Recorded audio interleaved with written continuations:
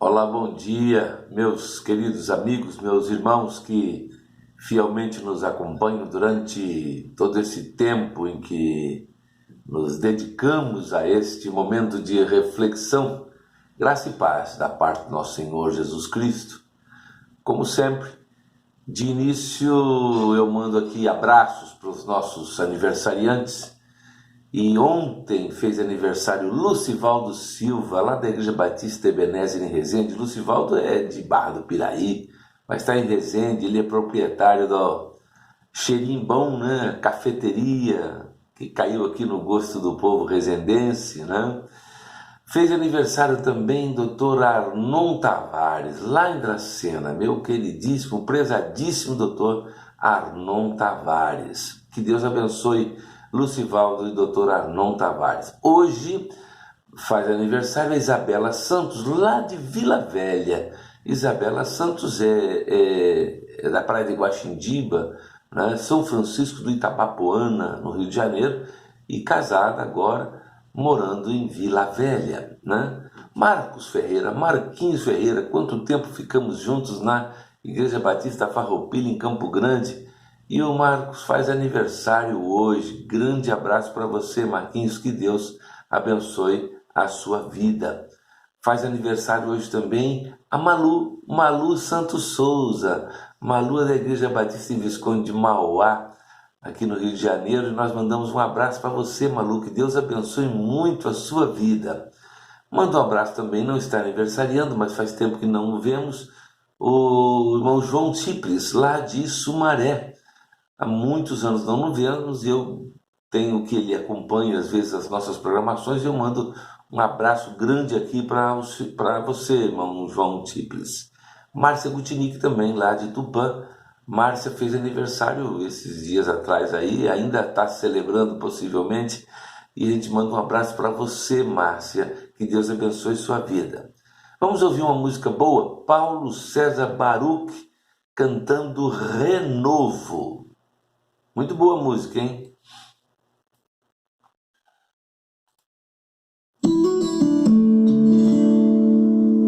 Hoje me sinto mais sozinho, menos inteiro, juntando os pedaços. E a cada passo percebo não é fácil, desfaço e refaço, procuro um jeito de respirar.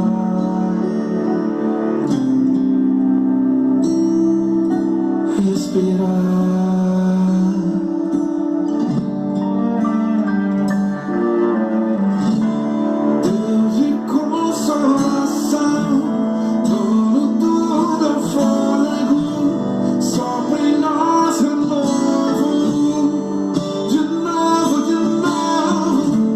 fonte de esperança, ouve o nosso clamor, sopra em nós teu fôlego, de novo,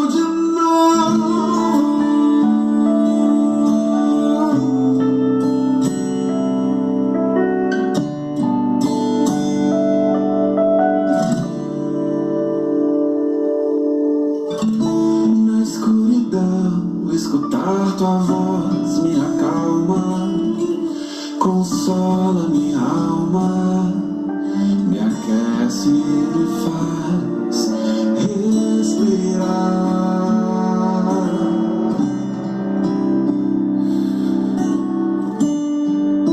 Me ajuda a respirar.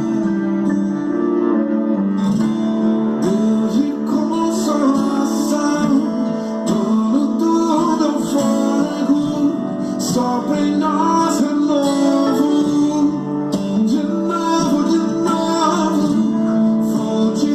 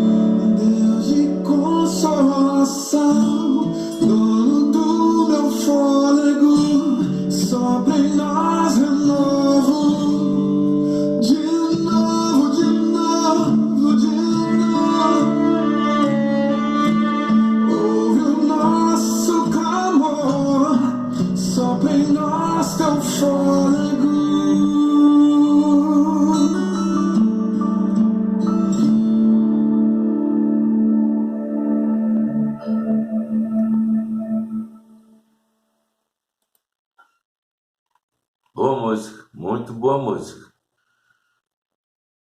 Fala de paz no meio da dor, esperança de dias difíceis, Deus de renovo. Boa música, muito boa música. Eu não conhecia, mas está aprovado, vamos dizer assim, né? Eu sou sempre questionado por alguma coisa, mas eu acho que dessa vez todos nós, ou pelo menos não dessa vez, mas nesse cenário, nós somos, como cristãos, cobrados e criticados até por nossas posições políticas. E eu quero falar hoje sobre esse difícil posicionamento do cristão no cenário político, principalmente atual. Eu quero ressaltar inicialmente que a política nunca me seduziu ou me levou a pensar em ingressar em partidos políticos para concorrer a cargos eletivos ou aceitar ocupar algum tipo de cargo público que me identificasse com uma corrente ou pensamento político, nada disso. Eu nunca fui contra nem a favor, muito antes pelo contrário. Mas sempre me reservei o direito de expressar as minhas posições políticas. Lógico, é certo que ninguém se interessa por elas mesmo, mas eu me dou o direito de expressá-las. O certo é que eu recebo crítica, como recebi uma crítica, e eu acato todas como construtivas. Não levo nenhuma delas para maldade. E eu recebi uma crítica no sentido de que nós, como cristãos, não devemos nos posicionar politicamente. Esses dias o pastor René Lota escreveu algo sobre política. Alguém já disse: eu gostava do tempo que o senhor só pregava a palavra. Mas ele não pode se omitir. Não foi o que ele respondeu. Eu sou pastor, eu prego a palavra, mas eu não posso me omitir. Então, uma pessoa falando comigo também disse mais ou menos assim: faça a obra que Deus lhe confiou e não se meta em política.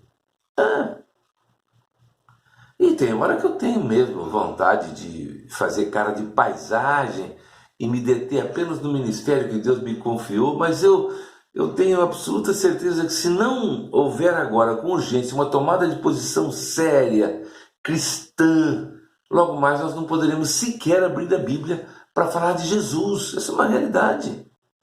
Até porque o mestre, ele não era absolutamente em nada o que a gente chama de politicamente correto. E eu estou falando isso porque, de forma muito particular, eu nunca fui muito favorável ao crente introduzir-se na política, principalmente de maneira direta, ou seja, candidatar-se a um cargo eletivo, porque quando nós olhamos principalmente para o Brasil, nós só vemos um mar de lama em que se transformou a nossa política.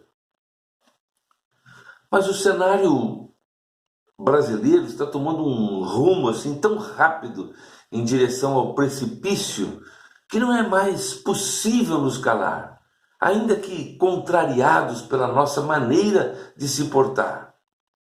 Essa anunciada tragédia que se avizinha tem a ver com as eleições, sim, que em breve, ano que vem, nós teremos. E dúvidas pairam sobre a cabeça de muitos. Como crentes, de que forma podemos participar da política? O que diz a Bíblia acerca disso? Existe algum mandamento sobre isso? Porque aqui é que está o X da questão. Mas se devemos ou não, o que a Bíblia diz? Eu acho que com certeza eu vou me expor aqui a algumas críticas, exatamente pela polêmica que a política traz em seu bojo. Mas nós cristãos somos bombardeados com o conceito de que política e religião não se misturam. Ou o Estado é laico, não deve haver interferência da religião. São outras frases comuns no meio daquelas que pensam ou apenas repassam o pensamento que o cristão em geral não deveria ser uma pessoa politizada. Então, tanto o Antigo quanto o Novo Testamento são ricos em passagens que mostram como os profetas, os servos de Deus se posicionaram publicamente contra as injustiças sociais, a política da época. O profeta Amós, ele questionou claramente a política corrupta de Israel, lá em Amós 5, 7 a 15. João Batista denunciou a imoralidade de Herodes e isso lhe custou literalmente a cabeça. Oséias 8. Oséias 8. O profeta afirmou que Deus estava insatisfeito com os líderes que seu povo havia escolhido. E eu acho que nos nossos dias também ele pode ficar, não é? Daniel, outro, foi levantado por Deus para aconselhar o corrompido e ímpio rei Nabucodonosor. E a lista continua. É só fazer uma pesquisa bíblica. José do Egito, que desenvolveu um brilhante trabalho direcionado por Deus em relação ao seu povo. E assim foi também com Moisés, Davi, muitos outros, que se não foram perfeitos, ao menos demonstraram fidelidade ao Senhor e à missão que lhes foi confiada. Muitas vezes, pelos problemas em nossa sociedade, nós escolhemos o caminho da omissão. Ficamos como que anestesiados, insensíveis mesmo à maldade e à injustiça. E o profeta Jeremias ele nos advertiu a respeito dessa inércia. Lá no capítulo 22, os versos 16 e 17, ele diz assim: ele defendeu a causa do pobre e do necessitado, e assim tudo corria bem. Não é isso que significa conhecer-me? Declara o Senhor, mas você não vê nem pensa noutra coisa além de lucro desonesto, derramar sangue inocente, opressão e extorsão. Tiago afirma que aquele que sabe o bem e que deve fazer e não faz, ele comete pecado. Tiago 4,17. Pode ver lá. O apóstolo Paulo também nos alerta em Efésios 5, 11 e 12. Não participem das obras infrutíferas das trevas, antes reprovai-as, porque aquilo que fazem em oculto, até mencionar, é vergonhoso. Outros ainda afirmam, como lá em Abacuque, não me envolvo em política, porque é muito suja. Mas aí vem o profeta e diz, mas se os justos se calarem, o mal vai se multiplicar. Outros ainda pensam, eu não me envolvo na política para me preservar puro e não me contaminar. Veja o que a Bíblia diz sobre isso. Filipenses 2, 14 a 16. Lá, façam tudo sem queixas nem discussões, para que venham a tornar-se puros e irrepreensíveis, filhos de Deus inculpáveis no meio e não fora de uma geração corrupta e depravada, na qual vocês brilham como estrelas no universo, retendo firmemente a palavra da vida. Pois é justamente no meio das trevas que a luz faz a diferença.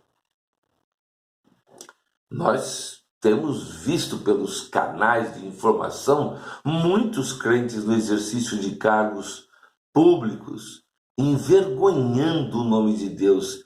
Isso nos leva a uma reflexão realmente séria e bastante pertinente. Como já vimos, Deus colocou em muitos momentos servos dele em cargos políticos para a realização de trabalhos especiais, específicos. Isso nos revela que a participação do cristão na política não representa nenhum pecado, nem impedimentos bíblicos quanto a isso, e pode representar, sim, uma missão de Deus para algumas pessoas.